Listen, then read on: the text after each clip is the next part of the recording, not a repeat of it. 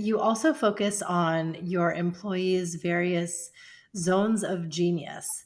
And I think this is genius because, everyone has certain strengths that they really want to lean into, and it doesn't matter which department they're in, but you need someone at the top to really foster that. So, how do you do that with your teams? I think the way I do it is I use a few tools, to be honest. Like one is Culture Index, which really tells us a little bit about what someone's intrinsic qualities are. This person might be more outgoing. This person might be more introverted. This person may be more analytical. This person may be more logical. And look, it's not infallible, but it gives us a general sense of what the way people lean intrinsically.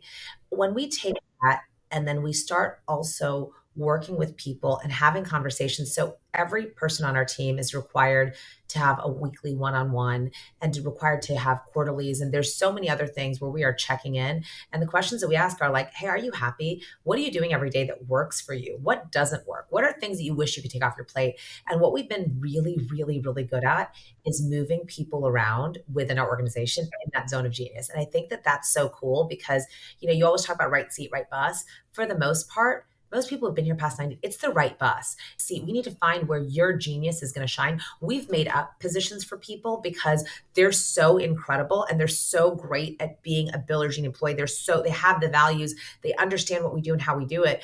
But where the seat that they're in just isn't the right fit, but they could bring us so much more value someplace else.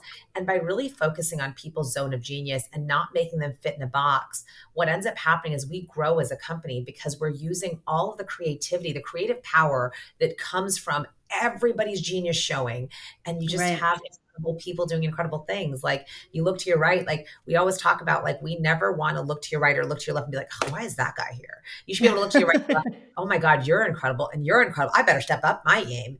And so I really like the Jack Welch idea of like keep the top 90% and get rid of the bottom 10% at all times because you will always just have the cream of the crop.